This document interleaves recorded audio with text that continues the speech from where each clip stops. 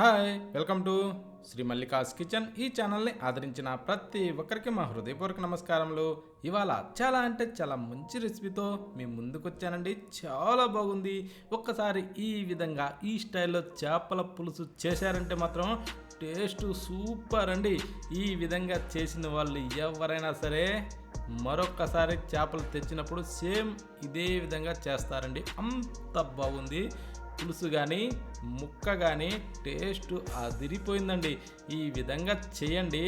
Taste మాత్రం చాలా బాగుందండి. ఏ దేంట్లోకైనా సరే చాలా రుచిగా ఉందండి. వేడివేడిగా అన్నం చేసుకున్న, రాగి సంగటి చేసిన, చపాతీ చేసిన, ఇలా దేనిలోకైనా సరే టేస్ట్ చాలా బాగుంది. ఎలా చేయాలంటే ముందుగా చేపలను తీసుకునేసి శుభ్రంగా కడగాలండి. కడిగిన తర్వాత అప్పుడు మనం ఒక బౌల్ తీసుకునేసి ఆ బౌల్లో ఈ చేప ముక్కలన్నింటినీ వేసుకోవాలి. కానీ చేపలు మాత్రం శుభ్రంగా అండి. ఒకవేళ మీకు ఆ పైన జిగురు పోలేదు అనిపించినప్పుడు కొంచెం నిమ్మకాయ రసం పిండి మరీ కడగండి. సూపర్గా తెల్లగా వచ్చేస్తాయండి. దాంట్లోకి పసుపు, సాల్ట్ ఇవి రెండు వేసి ఆ తర్వాత ఒక టేబుల్ స్పూన్ కారం కూడా వేసేసుకోవాలి. ఆ ముక్కల్లో వేసిన తర్వాత ఈ ముక్కలన్నింటికి బాగా ఈ పసుపు, కారం, ఉప్పు ఇవన్నీ బాగా పట్టాలి. కాబట్టి ఈ విధంగా కొంచెం రాకుతూ కలపాలండి. ఈ విధంగా ఏంటంటే ప్రతి ముక్క కూడా అప్లై చేయండి. ఈ ముక్క వీటిని బాగా పీల్చుకునేసి టేస్ట్ చాలా బాగుంటుంది. ఓకేనా. మనం ఈ చేపలను శుభ్రంగా కడిగే దాంట్లోనే రుచి కూడా చాలా బాగుంటుంది. ఇప్పుడు ఈ చేపలను అరగంట సేపు అయితే ఊరనివ్వాలి. పక్కకు పెట్టేసి ఇప్పుడు స్టవ్ మీద ఒక ప్యాన్ అయితే పెట్టుకొని దాంట్లో కొద్దిగా మెంతులు వేసుకుందాం. ఆ తర్వాత ధనియాలు అంటే 1 స్పూను 1.5 స్పూన్ వరకు ధనియాలు వేసుకునేసి ఒక అర స్పూన్ వరకు జీలకర్ర వేసుకుంటే చాలు. ఓకేనా. వేసిన తర్వాత వీటిని కొంచెం లైట్గా దూరగా సన్న మంట మీద వేగనిచ్చుకోవాలి. ఇవి కొంచెం దూరగా సన్న మంట మీద ఇలా వేగాక ఇప్పుడు దీంట్లోకి ఒక టేబుల్ స్పూన్ వరకు అయితే ఆవాలు వేసుకుందామండి. ఆవాలు వేసాక వీటిని ఇప్పుడు మంచి కలర్ వచ్చేంత వరకు సన్న మంట మీద మనం వేగనిచ్చుకోవాలి. మంట హైలో ఉంచకుండా సన్న మంట మీదనే ఇలా వేగనిచ్చేసి ఇప్పుడు స్టవ్ ఆఫ్ చేసేసి వీటిని చల్లారి పెట్టుకోవాలి. పక్కకు ఉంచేసి ఇప్పుడు స్టవ్ మీద మరొక బౌల్ పెట్టి దాంట్లో 2 గంటలు ఆయిల్ వేసుకుందాం. వేసాక ఇప్పుడు ఆయిల్ని కొంచెం వేడెక్కనిచ్చుకునేసి దాంట్లో 1 టేబుల్ స్పూన్ వరకు ఆవాలు వేసుకొని కట్ చేసిన ఉల్లిపాయలండి కొంచెం సన్నగా కట్ చేసుకునేసి అలాగే పచ్చిమిరపకాయలు కూడా ఒక 2 లేదా 3 ఇలా కట్ చేసి అందులో వేసుకోవాలి. ఉల్లిపాయలు కూడా పెద్ద అయితే 2, చిన్న అయితే 3 అలా కట్ చేసి వేసుకోవచ్చు. కానీ చిన్న ముక్కలుగా కట్ చేస్తే ఈ కర్రీలో కరిగిపోతాయండి. ఈ విధంగా వీటిని మంచి గోల్డెన్ బ్రౌన్ కలర్ వచ్చేంత వరకు వేగనిచ్చుకొని ఆ తర్వాత కరివేపాకు అందులో వేసేసుకుందాం. కరివేపాకు వేసాక ఆ కరివేపాకును కూడా బాగా చిటపటలాడనివ్వాలి. ఈ విధంగా చిటపటలాడిన తర్వాత ఇప్పుడు కట్ చేసిన టమోటాలండి ఒక 2 లేదా 3 చిన్నగా సన్నగా కట్ చేసి అందులో వేసేసుకొని వీటిని ఒక 2-3 నిమిషాల పాటు ఇలా కలుపుతూ ఫ్రై చేసుకోవాలి. అప్పుడేమవుద్దంటే ఈ టమోటాలు మెత్తబడిపోతాయండి.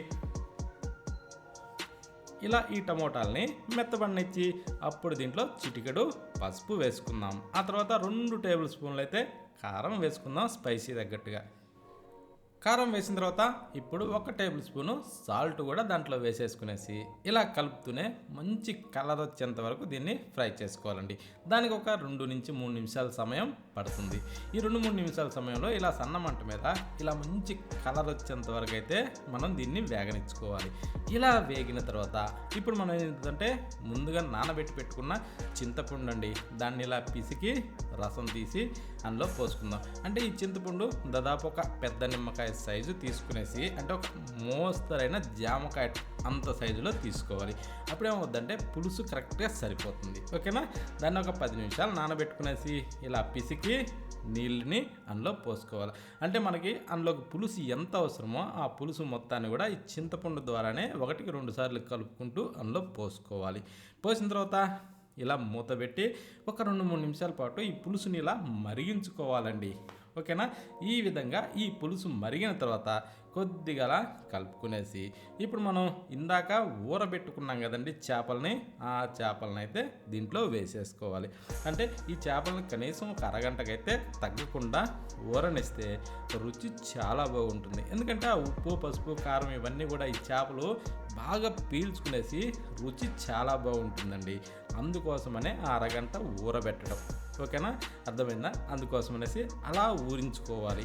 అలా ఊరిన తర్వాత ఈ ముక్కలన్నీ తీసి ఈ కూరలు అయితే కొంచెం ఇరిగిపోకుండా జాగ్రత్తగా పెట్టేసుకోవాలి. ఈ విధంగా ఈ ముక్కలన్నీ పెట్టిన తర్వాత గంటి పెట్టి కలబెట్టకుండా ఈ టైప్లో తిప్పుకోవాలి.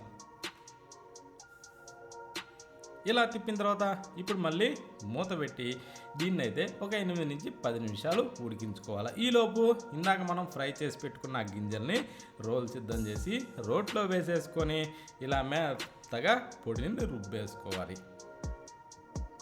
అవి బాగా ఫ్రై అయి ఉన్నాయి కాబట్టి సింపుల్గా ఇలా పొడి అవుతుందండి. ఇలా పొడి అయిన తర్వాత ఇప్పుడు ఇందులో వెల్లుల్లిపాయలు వేసుకొని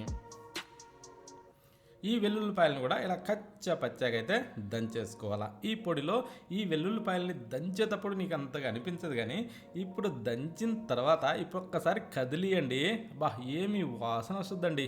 ఆ స్మెల్తోనే అసలు అయితే అంత రుచి వస్తుంది. ఆ వాసనకే ఈ కూర కూడా తింటుంటే అంత బాగుంటుందండి. అసలు వాసనకే అంత దూరం వస్తుంది తెలుసా. ఆ కూరకి ఆ వాసనకి కడుపు నిండా అన్నం తినొచ్చండి, అంత బాగుంటుంది ఈ పొడి. ఈ పొడిని అయితే ఇప్పుడు పక్కన పెట్టేసి ఇప్పుడు స్టవ్ మీద ఈ కూర మూత తీసేసి ఈ కూరను కాస్త అలా తిప్పుకునేసి ఇప్పుడు మనం ఏం చేద్దామంటే రుచికి సరిపడా సాల్ట్ అలా చల్లేసుకొని ఇప్పుడు ఆ పొడిని దీంట్లో చల్లేసుకోవాలి. ఈ పొడి ఏంటంటే ముందే దంచి పెట్టుకోకుండా ఇలా ఉడికేటప్పుడు దంచి పెట్టుకొని వాసన పోకుండా చూసుకోవాలి.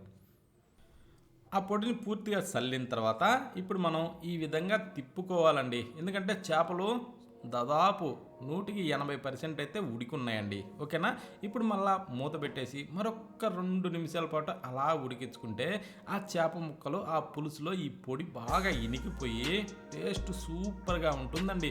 ఈ టైప్లో మనం ఈ కూరనైతే రెడీ చేసుకోవాలి.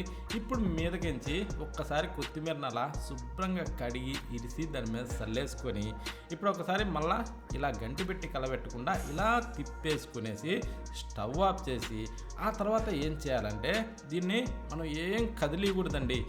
ఈ కూరని అలాగే మూత పెట్టేసి పక్కకు పెట్టేసేయాలండి. ఓకే, స్టవ్ ఆఫ్ చేసిన తర్వాత ఈ కూరని మూత పెట్టి పక్కకు పెట్టేసి ఇప్పుడు చేసామా ఒక 2 గంటలు అలా ఆగనిచ్చుకోవాలి.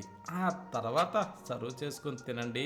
రుచి మాత్రం చాలా అంటే చాలా బాగుంటుందండి. ఈ కూర ఎంత ఆరుద్దో అంత రుచి వస్తుందంటే అంటే ఇది మాగే కొద్దీ ఎంత మాగుతూ పోతే అంత రుచిగా ఉంటుంది. కాబట్టి ఈ చేపల కూరను మాత్రం ఈ టైప్లో ఖచ్చితంగా ప్రతి ఒక్కరూ చేసి రుచి చూడండి, మీరే అంటారు చాలా అంటే చాలా బాగుందని.